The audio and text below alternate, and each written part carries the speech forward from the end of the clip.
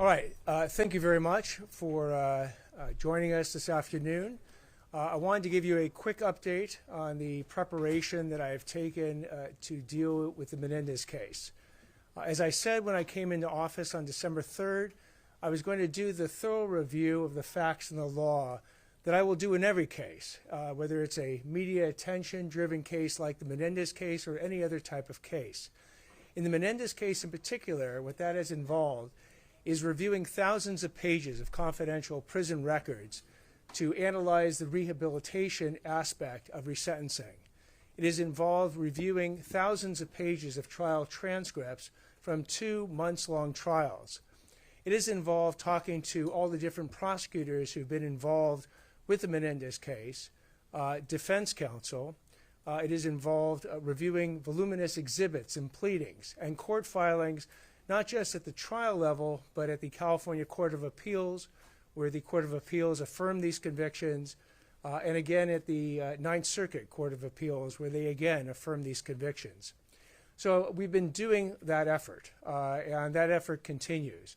As part of that effort, what I said is that I would also speak to any victim family member who wanted to speak with me. And that's what we did today. A number of the victim family members came in. It was a very productive session where they gave me all their thoughts about what should happen in this case, their experiences that they wanted to share, the ultimate direction that they wanted this case to go. And so it was a very productive conversation over a number of hours. Again, I invite and have continued to invite any additional victim family member, and I think virtually all of them were there today, that wanted to speak with me to speak with me.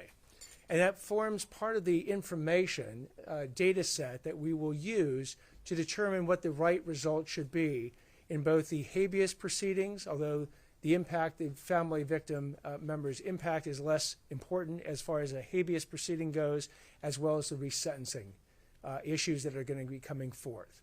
Right now, the resentencing hearing is set for January 30th and 31st. That date is the date we're working against. If it changes, we'll certainly let you know. And we will continue to do this difficult but important work of reviewing the facts and the law to make the right decision in this case. So that is the remarks I wanted to start with. I'll now open it up for any questions. Did anything change after meeting with the family in your mind? In my mind. Again, what I'm doing is processing all this information. So we have not finished the review, for instance, of all the prison files. Again, it numbers in the thousands of pages, covering well over 30 years of prison experience for both Lyle and Erik Menendez. Nor have I finished reviewing all the trial transcripts as well. But we're inputting that additional information that I received today, which was useful information, into the entire decision matrix on what to do with this case. How was it helpful, though? I mean, well, again, I've had the chance to read everything any of these victim family members have either testified about or written. And hearing it live directly from them is a very useful additional way to learn that information. So do you feel that family members that were there that don't want the Menendez brothers to be resentenced or released, or was everyone who was there today in favor of their release? So the actual contents of what was discussed, it was in some ways an informal, off-the-record discussion where I invited them to tell me anything they wanted to tell me. So I'm not going to relay to you one way or the other what it is precisely that they said, which is what I'm not going to do. You say you're looking Yes. for what would constitute rehabilitation when you look at the prison records and have these conversations. What in your mind constitutes rehabilitation?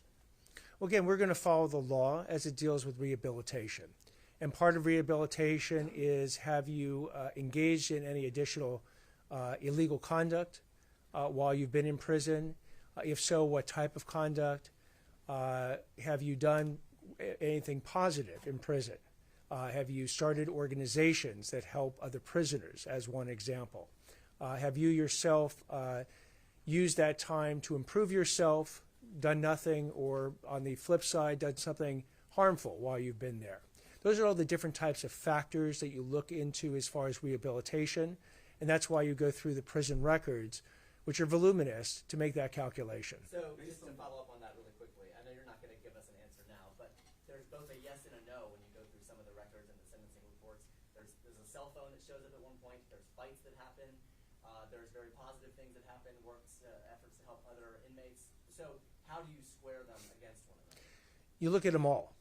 So you don't look at any one instance in isolation. You look at the entire record of behavior while they've been in prison for over 3 decades.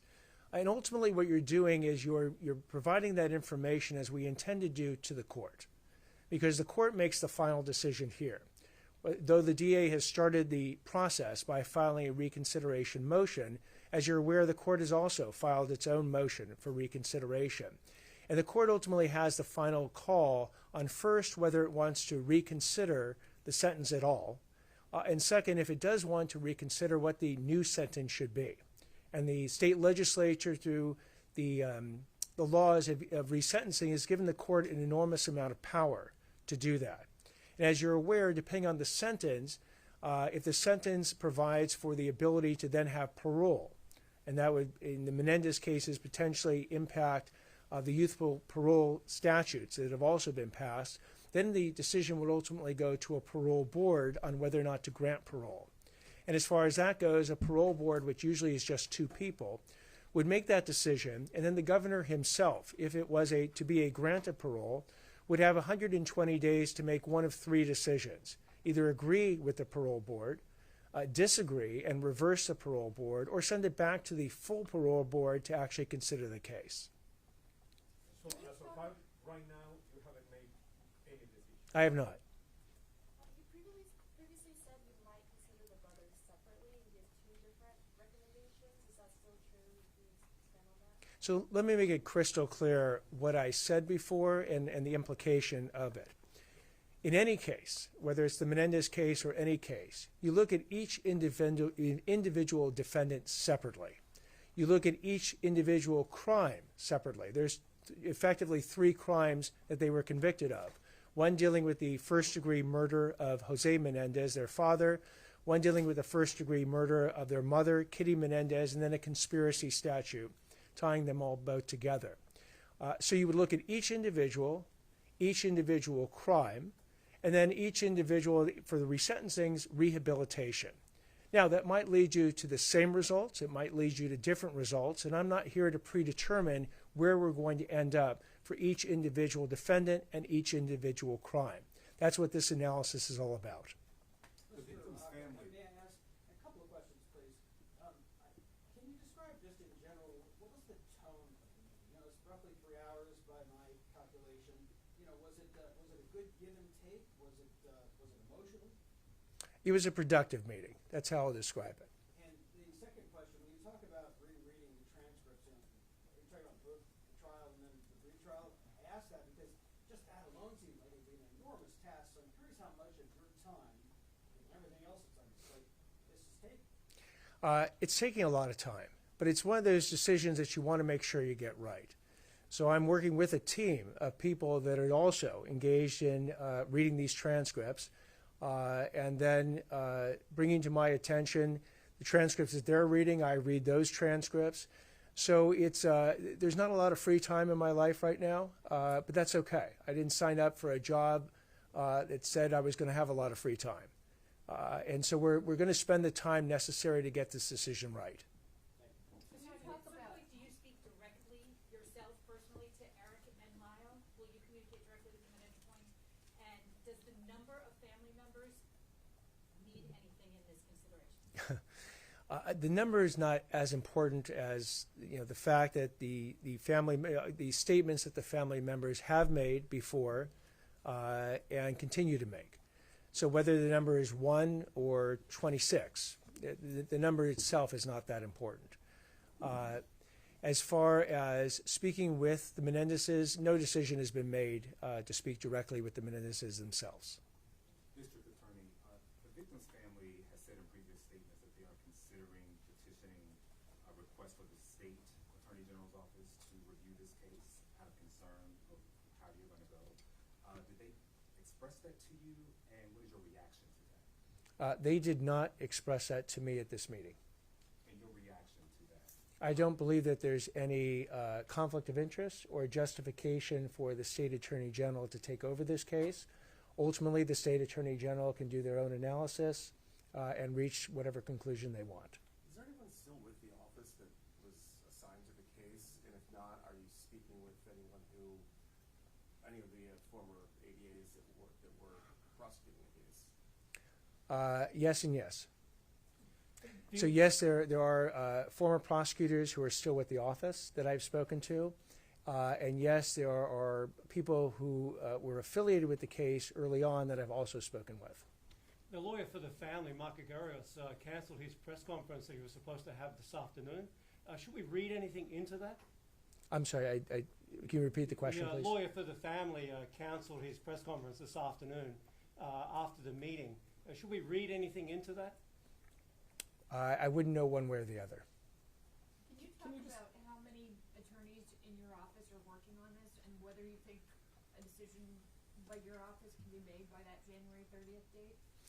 A number of attorneys are working on this beside myself, and right now that January 30th date is a date that we intend to hold to. Again, if something comes up that militates us asking for additional time, we'll certainly go to the court before we would go to the press, and then we'd afterwards let you know. All right. Thank you all very much for coming today, and as developments come up, Could you just comment? we'll have one last question. The family has been back and forth about this regarding the appointment of Kathleen Katie to your Office of Victim Services and that appointment and the associations with this case and her former representation of a family member who sees differently than the bulk of these family members. Certainly. Kathy Katie will be starting as the director of the Bureau of Victim Service come Monday. Kathy Katie is walled off from the Menendez case. I've had very limited conversations with Kathy Katie about this, other than to be referred to the pleading that she submitted back in October on behalf of her client. And with respect to that client, who will now have new representation, if that client wants to speak with me, I will make myself available as I have for the other victim family members. So thank you all very much. Appreciate it.